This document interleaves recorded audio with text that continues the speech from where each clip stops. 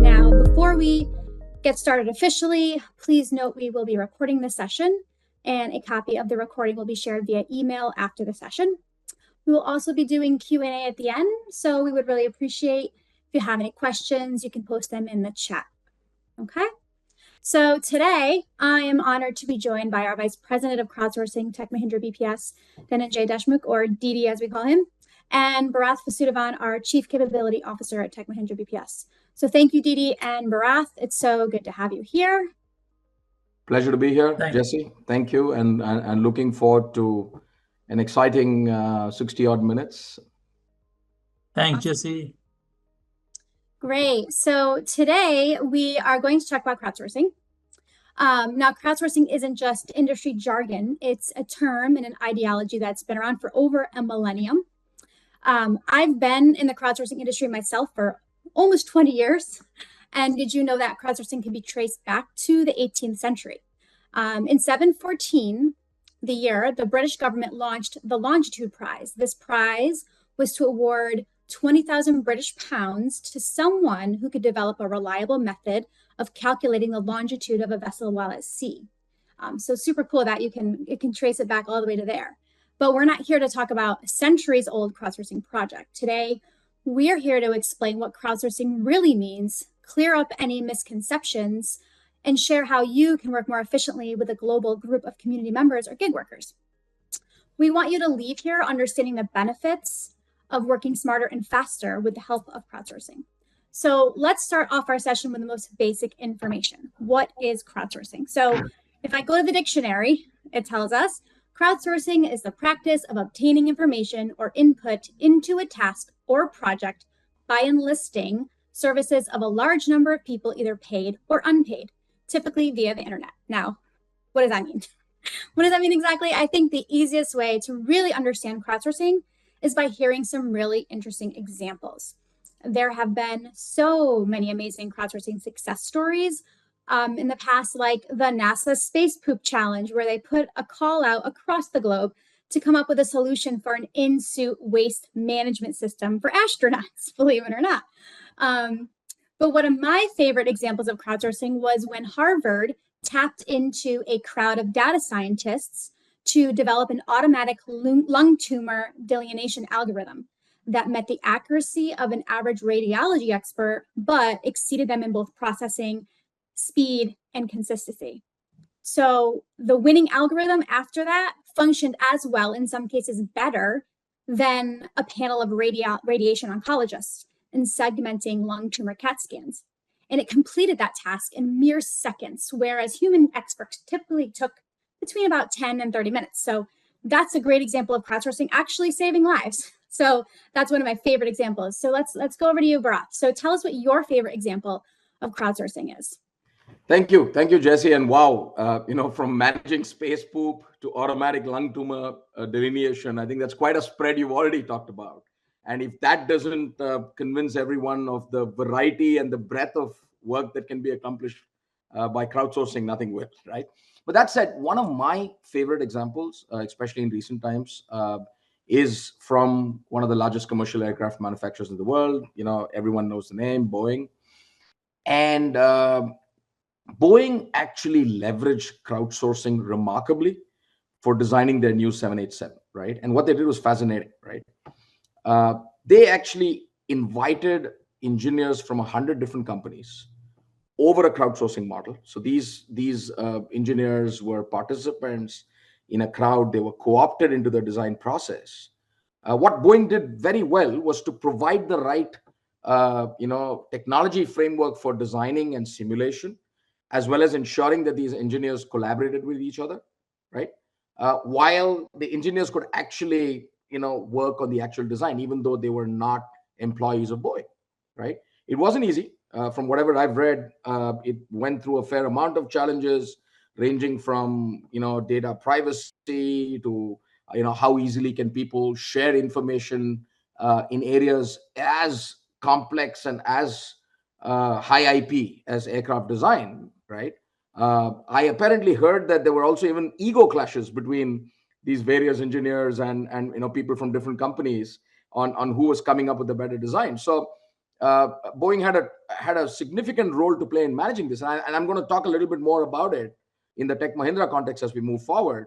But what all of this did was actually shorten the design cycle by a full year. Okay, and it is significant. 12 months in this kind of work is no mean achievement. So it shortened the design cycle by a full year. I'm told that Boeing leveraged the crowd to design as much as 35% of the entire work, and that's phenomenal, right? And what's also happened since this is that someone like Boeing has become an active proponent of crowdsourcing, and people are starting to believe that, look, if the world's leading aircraft manufacturer can do this in an area as complex as aircraft design, then clearly it opens up avenues and areas for a lot of new opportunities in different industry spaces. So I think from whatever I've seen, this is a terrific example of how crowdsourcing addressed a very real problem statement in a complex industry and delivered to the desired outcomes. Yeah, that's so very cool. I love hearing that. Didi, what about you? What is your favorite example of crowdsourcing? Yeah. So when we talk about crowdsourcing, you guys talked about space, aircrafts. I'm trying to stay on the ground. Okay. So my examples are coming from which are pretty close to everybody who means we all know these brands, Airbnb or Uber. What they actually have done, they have changed the entire concept of getting from point A to point B, or I would say renting a house for vacation, completely different way, and where they just created a platform which lets you do that very easily. So in my mind, these are the two brands, or these are the two companies we always use, and those are the best live examples of where consumers are actually taking this to in the real life and using it. So in why not, there will be many more applications, and that's where I would say the simplest examples are those two for me. Yeah, that's a great point. And let's get into that a little bit more, into the why. So why are those projects successful, or those businesses run as is versus through a traditional business model, Didi, like with Uber? Yeah, so let's take example of Uber, and I just wanted to explain what they did. Actually, what they said, they looked at the outcome each one of us as a traveler looking for. The outcome is we want to go from point A to point B. And what we need is safety, reliability, and the cost-effective solution. From those three perspectives, they built a community of drivers. They enrolled them, they verified them, and then not only after verification, they actually went further and made sure they are reliable, their scores are there, and they built a gamification around entire experience. And that platform is what we day to day use for, I call it, from the as a consumer. So it is a platform which has a great community which is built on trust and reliability. So that is what it comes down to in my mind. Right, for sure. And Bharath, what about the why for Boeing? Like, why do you think that was successful? Look, I think, and it's not just Boeing. I think if you were to look at every organization that has leveraged crowd well, the one metric that really stands out is diversity, right? When you're doing something new, when you're trying to do something that you haven't done before, especially, right? It's important that you're able to get a diverse set of inputs, a diverse set of people working on them in the shortest and most efficient span of time, right? And I don't think there's a better model than crowdsourcing to be able to do that, right? So I think just the sheer ability of being able to get inputs from a vast cross section of people, skill sets, demographics, and bringing that all together channelizing all of that into an outcome. There is no better example than crowdsourcing, and to me, that is the number one advantage of crowdsourcing itself, right? I mean, look, there are guidelines and guardrails and frameworks that need to be applied for sure, and that's where, from a Tech Mahindra perspective, we're also focused on helping a lot of our clients in this space. But assuming that all of that is established, I think just the ability to ideate at a scale which one hasn't done before makes crowdsourcing a potent weapon in the hands of the right organizations, focusing on the right kind of initiatives and outcomes. Right now, add to that the technology disruption that's happening in the market. Right, just the sheer computing abilities that we have on display. With AI sort of doing its disruption the way it is. I think when you add that layer of technology disruption on top of the crowdsourcing model, the outcome of crowdsourcing just multiplies multifold, right? So I think that's really, to me, where the crowd can make a real tangible impact for a lot of businesses. To Didi's point, whether it is a company designing aircrafts or just managing commute from point A to point B. I think as long as you define the right use cases, you can just bring in a variety of skills and people together in a fairly efficient manner. For sure. Totally agree. And I love a comment I see from Harshit. My first experience with crowdsourcing was realizing how Lego built a community and then tapped into the community to completely change their ideation strategy. Another fantastic example. Lego is another one of my favorite examples of how they use crowdsourcing. So thank you for sharing that, Harshit. All right. So let's now in your experience, let's move on to this. What do you think are the biggest hurdles you find when discussing crowdsourcing? I know personally that recommending innovative approaches can fall on deaf ears. It's really tough to get that internal buy-in or even to understand the risk versus the reward. So, Didi, what do you think those obstacles are for our businesses? So, as a consumer as well as a service industry provider, what I think there are few fears or few apprehensions which everybody has about the crowdsourcing. First and foremost, when we talk about large enterprises, IP. Who owns the IP? That is one of the biggest roadblock. Every security organization is going to throw. Who owns the IP? Does the crowd own IP, or do I own the IP?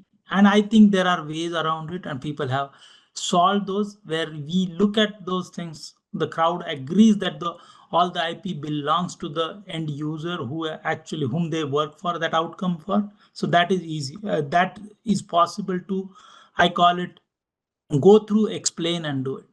The second biggest hurdle is, hey, I am working in my environment. How will crowd know and crowd use my environment? To Bharat's point earlier, what he was talking about, the technology advancement. There are thin client solutions which are available nowadays where we could pass on the exact same infrastructure an employee at work from home is using, and we can give it off to a community member sitting anywhere in the world, and he or she can perform that outcome very, very easily. And the third most, I would say, it is a fear of unknown. And if an enterprise or a company doesn't go through the journey correctly, then the first failure will be all the naysayers will take the saying that, hey, I told you it won't work. So that is, I would say, there is crafting that crowdsourcing journey correctly is one more area which people need to look for. And it is not a fear, but it is just, there are a lot of people on the fence. So if you craft the journey correctly, those people will become your ambassadors. So if you craft the journey correctly, those be made, Jesse, because I think that's potent. The fear of something going wrong, right? I think very often, and that's true for life in general, but I don't want this to become a philosophical conversation, so we'll keep it to crowdsourcing. But I think organizations, especially the larger you are, the more reputed you are, there is a fear that, look, if something goes wrong, it's not just going to impact that particular crowd initiative that you've undertaken, but possibly your overall brand, your reputation in the market, right? Especially, let's take an example of a company trying to introduce a product into a new market, a market that they haven't been into before, right? A new geo. Now, if you are running a crowd project to assess that, something goes wrong, and that's going to impact your ability to enter that market itself, right? I think that becomes a significant sort of mind block, if you will, for organizations to go ahead and take that leap of faith. So I think I've often seen this, the fear of something going wrong and impacting your overall brand itself, as something that a lot of organizations worry about, and rightly so. Right? Yeah, for sure. And fear, that's exactly what I was thinking as well. I think that's one of the biggest obstacles, right? The fear of the unknown, losing control, or being replaced even, right? So in a previous life, I worked with a crowdsourcing community of designers, and we would put out design challenges to this community, whether it be a new logo, website design, UX improvements, or whatever. Naturally, if you're going to ask a community to do the job via crowdsourcing, that internal design team, they might not be very pleased, right? So leveraging crowdsourcing enhances your team rather than hinders it. So when a crowd looks at the problem and provides a solution, you're able to tap into the talent outside of your company, your region, your culture. That all new perspective is provided for you. So for example, I love this example. GE Transportation had a decades-long problem with digitizing train routes and scaling those designs. They brought their design problem with a subject matter expert to the crowdsourcing design community. And they were able to walk away with a solution they could actually implement. So simply going out of their circle of designers and trusting the process of crowdsourcing, they were able to solve this one-off problem. They didn't replace any of their team. They simply enhanced it, right?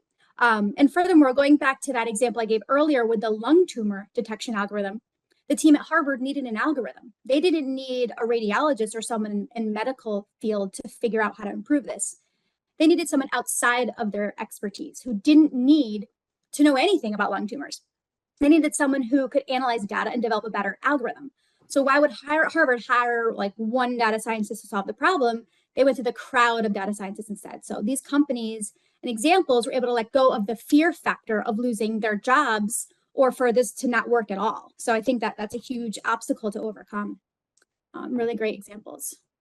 So let's talk about these businesses now. How are businesses able to recognize that crowdsourcing can work for them and what to do next, right? So we understand what crowdsourcing is. We see these great examples, but you have incredible experience in this industry. So what advice do you have for someone listening right now who may think this concept is amazing, but they're really not sure where to start? Great point. And look, in my view, the first step, especially if companies are trying to do this for the first time, the first step is always the biggest step, right?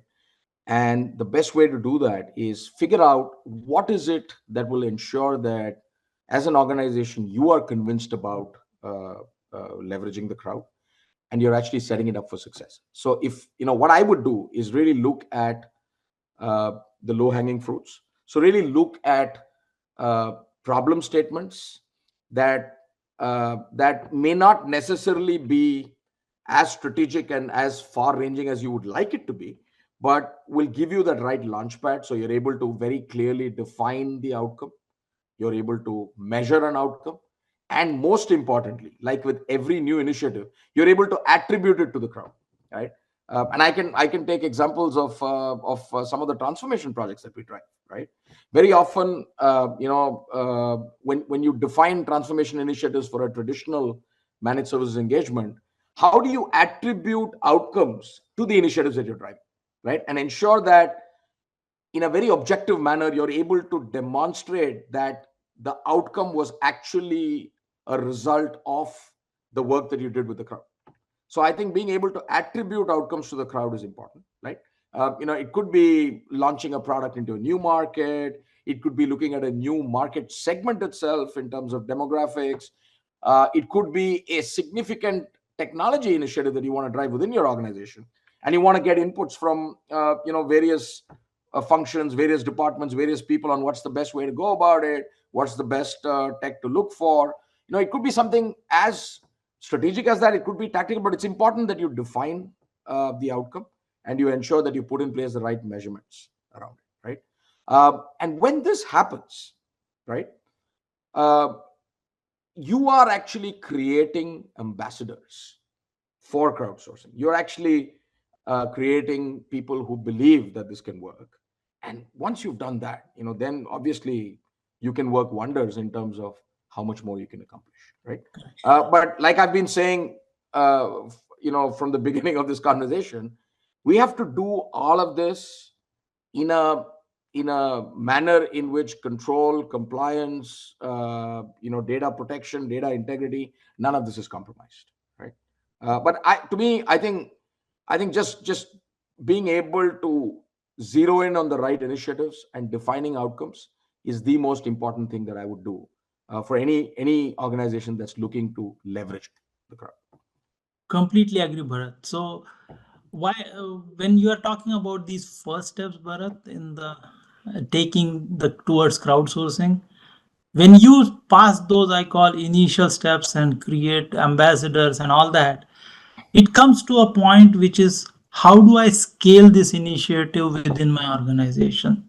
And nowadays people are calling a networked organization, because people are working from office, working from home, working from anywhere pretty much. So in a book which I recently read from John Windsor and Jin Pike about that open talent, they actually created a framework, and which struck to me that, hey, this is a great framework. They call it color spectrum, but that means first and foremost it starts with communicating the expectations and building the trust with both customers and community. That is the first part. Then creating a specific organization or a technology platform which allows the crowd to engage with the actual, I call, outcomes, as well as end customers if possible. Then the third is driving the adoption through the successful methodology and setting up the SLAs, setting up the milestones, all of that for the crowd execution effectiveness. And last but not least is, while we are doing all of this, maintain the best outcomes, because the crowd, the key is, the crowd is a competition or a gamification. The first come first serve, the guy who delivers best outcome, so, or girl who delivers best outcome. And in that situation, in my mind, if we lose the track of the outcomes and measuring that with respect to the, I call, the trust and reliability which we have built with customers, the expectation mismatch is avoided and people are delivering to those results. Yeah, totally agree. That's really great and helpful. And that book you referenced, I'm going to put it in the chat here in case anyone's interested in learning more about it. It's a really great read for those interested in crowdsourcing. All right, so let's talk about some real world stuff, because we aren't all NASA looking to find comments in space through the crowd, or engineering a better toilet in space, right, for astronauts. So let's look at a relatable crowdsourcing example. Tell me how to make crowdsourcing effective for what you're doing today. How can you gain the knowledge needed for merging crowdsourcing and community? Yeah. So let me start getting into the world which are very simple and common. Now, means my earlier, prior to this life, I was in the crowdsourcing where we were doing more coding, data science type of work, design type of work. Let's come to some of the simpler examples. Simple examples are, lot of tech companies are looking to do Gen AI stuff. What do Gen AI algorithms require? They either require data which needs to be acquired from various languages, various places. So acquisition of data through worldwide crowd is one of the simple examples. The second is annotating that data, because you got the data, you have to annotate that correctly so that all these algorithms will function better. So that is a second example. And the third one of the simplest example I would say is a lot of kids have heard about, and this is another specific area where kids, when they have a math problem, they try to figure out how do I get some easiest way. Obviously, as parents, we may be helpful, we may not be helpful, and they have always their ways to go to wiki, they have a Google, and there are different applications, there are simple apps where they can go and post the problem, they can just take a picture of the problem, and somebody as an expert worldwide can give them step by step approach. So these are the simpler examples, which I call it acquire, annotate, and advise type of examples, which are very common in a services industry. Yeah, really great examples. My daughter has done that with her math homework, but I don't really think that's, I don't know, is it cheating or not? I don't know. Because I definitely can't help her. It's an enabler, Jesse. She's not cheating. She's and seriously, right? I mean, I think all of these are meant to be enablers. It doesn't take away from the individual's own sort of IP from what you are expected to do on your own. But what we're doing, crowd or otherwise, is really creating the right enablers. For sure. Yeah. So let's talk about Populi. This new crowdsourcing community was launched in December, right? It already has over 200,000 community members or gig workers. What makes Populi a great solution for someone facing a traditional challenge, but they're looking for an innovative approach? Bharath, tell us a little bit about Populi. Yeah. So let me I'm going to take a step back and look at what is Populi. Populi is it's derived from Vox Populi. All of us know the famous Latin quote, and very simply, it is voice of the people. And for us, we couldn't think of a better name for our platform, because that's really what we want it to be: the voice of the people, being able to go and tap into a large, diverse global community, right? So that's where it began. So it's Populi is derived from Vox Populi. For us, it's not just a new way of doing work, right? I mean, we, as a global system integrator, we undertake a lot of new initiatives. We look at new offerings, new partnerships. But to us, Populi itself is a fundamental shift in the way we do work itself, where instead of focusing on always bringing talent into the four walls of the organization, it is now about going to where talent is and tapping into that talent wherever the talent is, right? And I think we're truly excited with the prospects here, right? We're already being told in just 3-4 months since the launch, we are being told by industry analysts and experts that we are among the few, in fact, possibly the only mainstream GSI, global system integrator, that has actually launched a dedicated crowdsourcing platform, right? Of course, it's Populi as a platform is one thing. How do we make it work? How do we make it deliver the right set of outcomes is something we'll talk about. But to me, that is really what that was the strategic intent behind TechM taking this big step of launching Populi. Right. And what makes Populi different? So why would an enterprise consider working with a Populi community? And what does that draw for individuals to come and join this community? Great question. And look, we are aware that as we're doing something like this, there are large, very, very well established crowdsourcing platforms in the market. With a much larger set of participants. We're aware of that. But I think from our perspective, I think what makes it truly different is two things. One, as a global system integrator, we are now able to go and have conversations with our clients where we can actually not only tell them how to leverage the crowd, but literally tell them how crowdsourcing as a delivery engine is going to coexist with other delivery models, work from office, work from home. And I think what we're realizing as we are having to have these conversations, and early days yet, is that large enterprise clients appreciate those conversations where you're actually able to say that, look, this is what Populi will do, but Populi is going to coexist with a lot of other things that we're doing for you, and here is the end outcome we're trying to achieve, right? And I think standalone crowd platforms are unable to have that kind of conversation, because obviously they don't have all of those other delivery models at play. So I think that's the first differentiator. The second thing is reliability and security, right? Again, large enterprise clients, great crowd ideas, but how are you ensuring that it's done in a secure environment?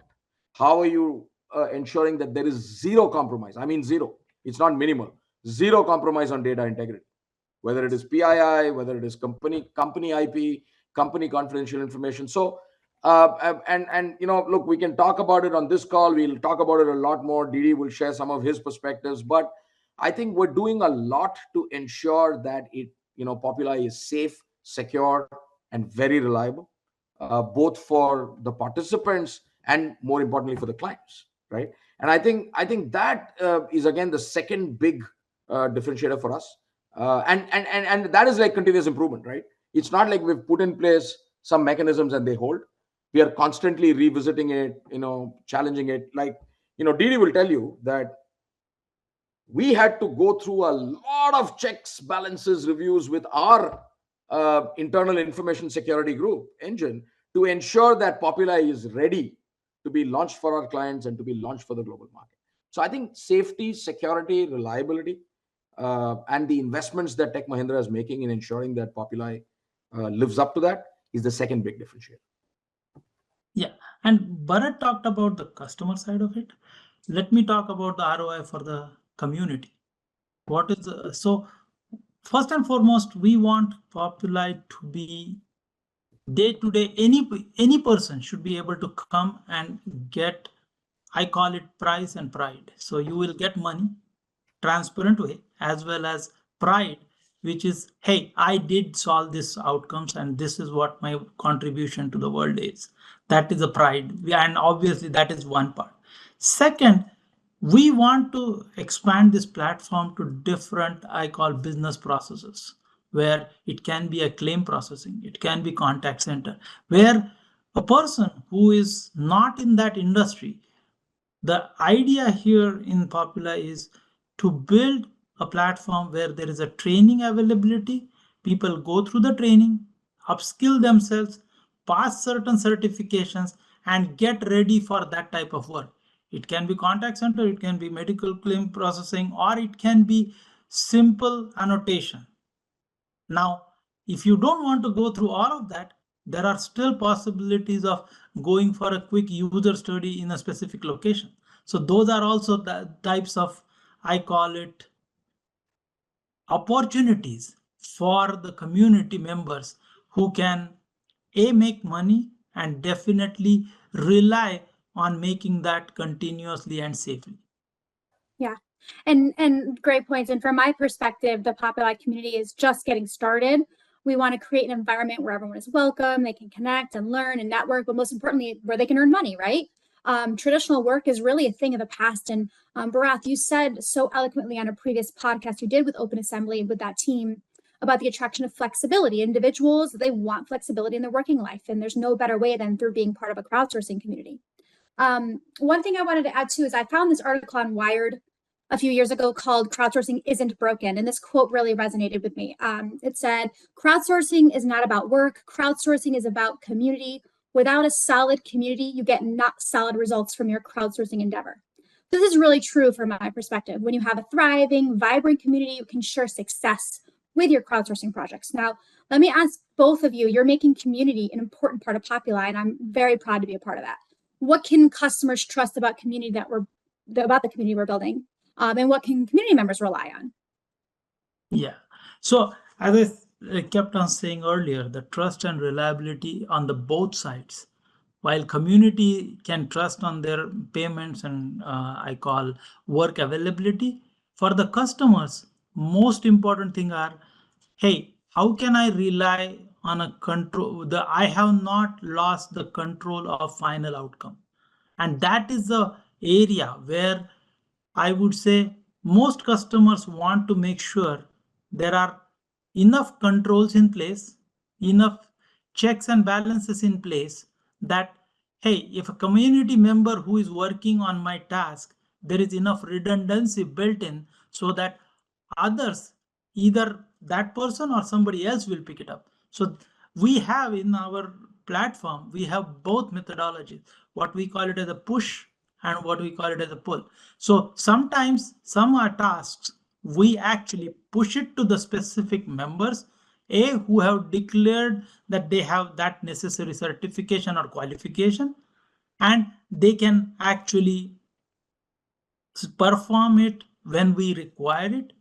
Or the other one is pulling by the members, where we are creating a bucket of tasks and let first come first serve basis with a desired outcome actually come in and do it.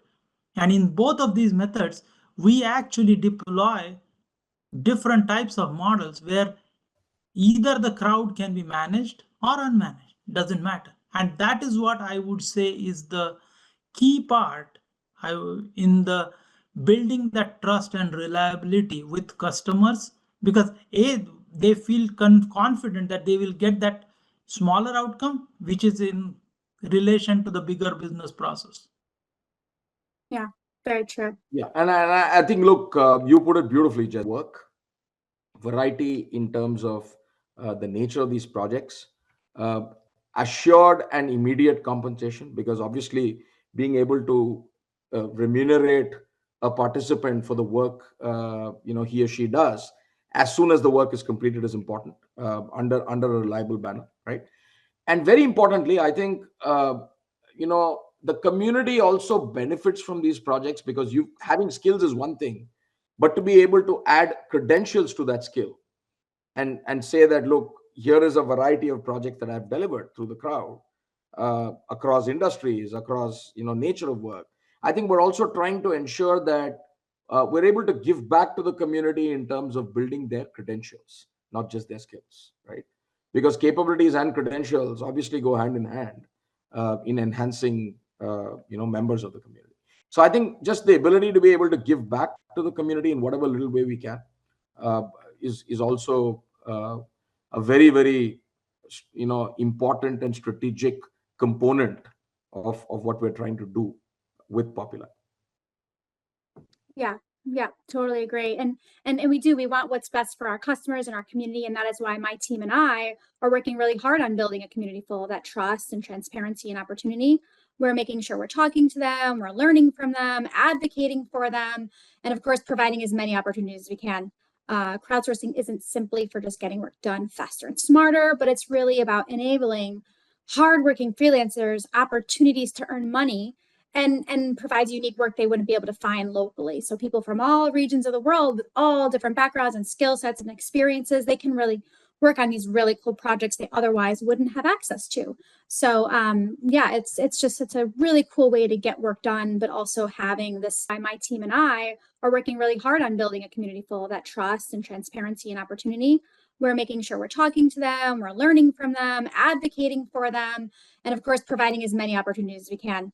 Crowdsourcing isn't simply for just getting work done faster and smarter, but it's really about enabling hardworking freelancers opportunities to earn money and provides unique work they wouldn't be able to find locally. So people from all regions of the world with all different backgrounds and skill sets and experiences, they can really work on these really cool projects they otherwise wouldn't have access to.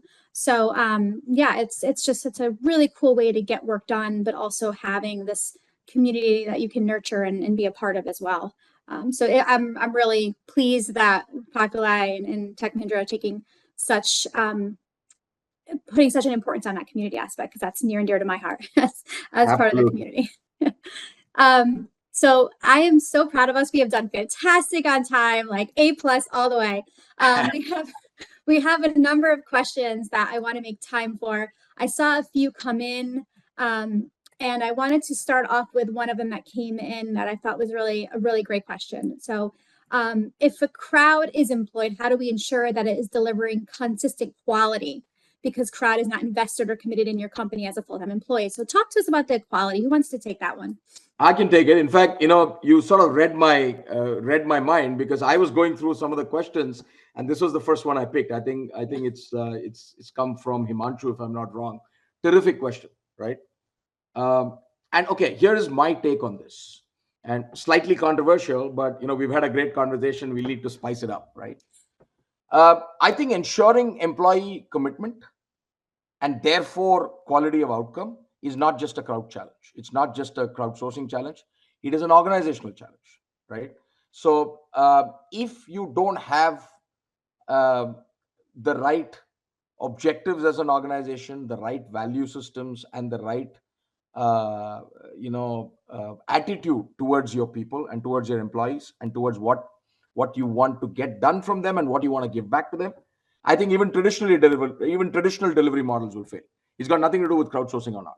So I think ensuring consistent quality and therefore outcomes is a challenge that every organization, every self-respecting, well-run global organization grapples with, irrespective of crowdsourcing, right? And therefore, those principles are the same. Ensuring that there is good, high-quality work coming in through the platform, ensuring that data integrity, security is not compromised, ensuring that people are able to contribute to those projects and feel the impact of those projects, not just in terms of what they're remunerated on, but acknowledging their efforts and their outcomes, right? We are investing, for example, a lot in being able to reach out to the community directly, as opposed to waiting for them to reach out. So I think if you are taking care of the basics, which is quality of work, quality of employee engagement, reward and recognition for our employees for what they do, and those metrics are the same, whether we do it on the crowd, whether we do it on in traditional delivery models. I think those metrics don't change. I think if you take care of that, ensuring consistent quality, ensuring that the community is invested and committed to TechM and to Populi, I think that's a logical outcome. So to me, it's a great question. The way in which you have to do it is different. We'll talk about that a little bit more. I think there are more questions coming in, but the principles remain the same. Right. Totally agree. And Himanshu had another question as well about engaging with crowdsourcing platforms with the relevant metrics to look at. I kind of want to say to that, I don't think you need to worry about that, quite honestly. I feel like you really just want the outcome. So it doesn't really matter the size of the crowd or the crowd turnover ratio. You want to be able to provide your work to the crowd and get that solution. So I don't think you need to worry about that. But correct me if I'm wrong, you guys. No. So Jesse, you are absolutely right. Crowd, in my mind, is a flywheel where you put more work, you will keep on getting more out there. So it is just crowd comes where the work is. So that's why it's the size of the crowd actually is just a myth in my mind. We actually look at it saying, put the work out there and let community do the wonders. That is one way to look at it. But if at all I have to put a one metrics, which is like, what is the real success is number of paid members or how much money you are distributing to the community is one of the best metrics you can actually put it to the work. Yeah, absolutely. Yep, that's exactly how I feel about it as well. So I think you don't need to worry about those types of things. So another really great question from Junie. How do you see crowdsourcing coexisting with your other delivery models at TechM? Bharath, you want to take that one? I think, again, look, I mentioned that as one of the differentiators, and I genuinely believe in it. How does that happen? I think, first, being able to work with our clients to define the overall problem statement of what we're trying to solve for, and then being able to guide them on what part of that problem statement can be solved by crowd, right? And what part of that problem statement has to deploy traditional delivery models. I think clients are expecting us to be able to come in with that expertise. And Didi and I were involved in an opportunity with a healthcare services company recently, and we identified that look, there is a traditional managed services engagement They're delivering that work out of some locations in the US. They were looking for an offshore based model. But when we had those conversations, we realized that, look, why don't we structure the work differently? And why don't we identify components of that work that could actually go and be solved by crowdsourcing and by a community? So I think the coexistence of crowd with other delivery models begins with being able to define the problem statement in consonance with the client. The second part to it is just having the right set of people to manage the crowd. And Jesse, here you are. I mean, someone like you, who's done only this for the better part of 2 decades, really knows how to engage a community, how to keep, how to ensure that the objectives of the organization and the community are always in sync and not in divergence. I think that comes with people who understand how to manage a community, and that's why we have a leader like you who's come on board, and that's why we're making investments in that area. Because ultimately, like everything else, if you have the right people with the right skills to manage crowdsourcing work, then the outcome is a logical conclusion, right? So I think, defining the problem statements with our customers, ensuring that we have the right skilled people running and managing the community on Populi, I think these are going to be the 2 biggest levers to us ensuring that we're able to have Populi running with the other delivery models within tech. Yeah, really great answer. And I want to bring up another question that I saw with an addition of my own. What kind of work can we send to the Populi community, but also what is planned for the Populi platform itself? We talked about a few examples of what we're doing now, but what can we send now, and what can we think about for future state? Yeah. So, Bharat, I will take that, and maybe you absolutely. can. But I think Jesse, you can chime in on that. I mean, you got the question, you got the answers also. So, I mean, Didi and Jesse, go for it. Yeah. So right now, means our goal and objective for the Populi is to disrupt every possible business process with microtasks. So let it be a contact center. We may be applicable as a crowdsourcing today at maybe 30%. But goal is, can I reach 50, 60, 70% by using the simple elements of every process? The business process has, as I said, acquire, annotate, advise, all these 3 parts, and each of these 3 can be a smaller outcomes, which we can actually take it and then distribute the work within the community to actually drive the outcomes for our customers. So that is the type of work where, if you go to our website also, I think if you look at it, acquire, there are multiple different options: speech acquisition, video acquisition. Currently we are doing something like image acquisition, where we are collecting images of different insects around the world and all of those type of things.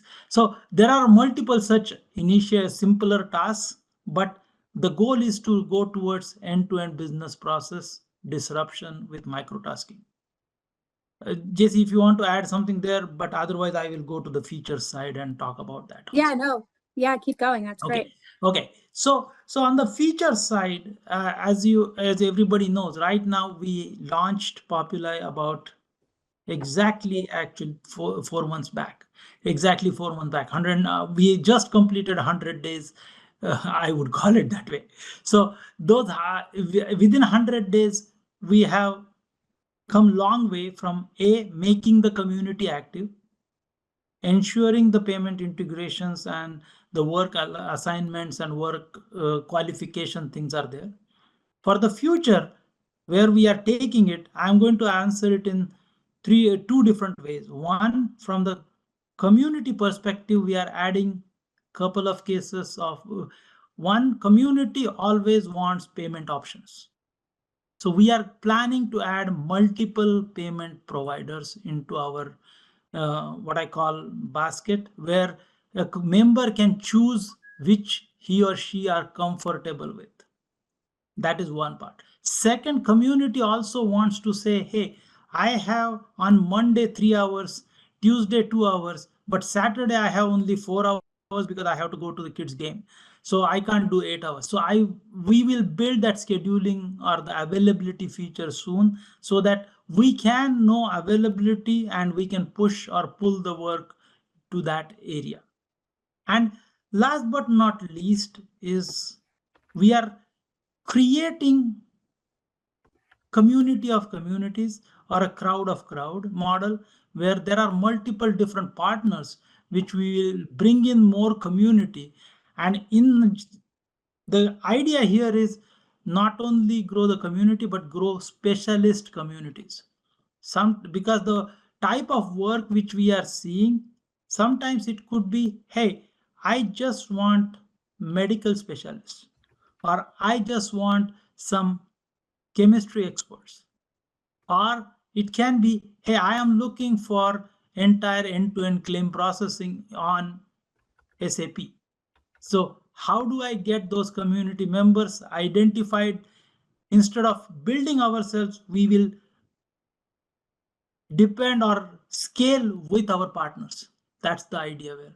So these are some of the features. Obviously, I can't tell every feature which we are bringing in, but these are some of them. Yeah, great point. Thanks for sharing that. And also, you answered another question. We actually have a community member, Devender, asking about payment options. So there you go. We answered that question as well. And one thing to add to that is that by being a community, I want to give a voice to the community. If there are features or enhancements that they want, that's where we create this atmosphere of, hey, tell us what you need, what you want, what can make your life easier for doing work with Populi, and we can take that feedback and advocate for you to add it to our plan. So that's one thing that's very important to me, is listening to the community, understanding that feedback, and improving the platform based on that feedback as well. So yeah, really, really great stuff. There's one other question in here I think we have time to address that because I know this is kind of a big one, and it's the security. So security is the biggest red flag with crowdsourcing. How have other companies that you're working with conquered that obstacle? If you want to share a little bit about that, I think that'd be really helpful for everybody. I think Didi, go for it. Yeah. I know this is the one thing that's been preoccupying you over the last several months now in terms of how do we make this more and more secure. So go for it. Happy to chime in.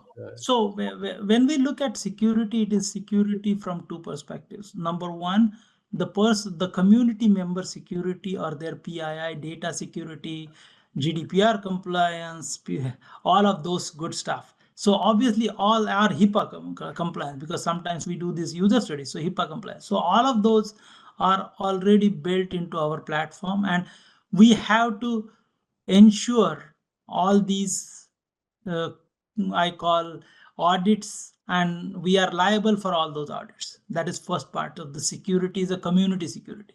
And the second part is from the customer perspective. Are these members verified? Do we know their locations? As well as, is my data is protected? So from that perspective, what we have done is we understand that each of these members, where are they based, what is their qualification, because we maintain that history. So we can give that confidence to customers. The second part, where how will my work be secured? So we actually offer customers two solutions. One, we have our integrated tools to our platform for annotations and others. You can use those tools, or we can send our community onto your work platform directly or through a thin client. And that is another way to ensure customers are not worried about the security. Yeah, that's great. Thank you for sharing that, Didi. I think that's super helpful for folks.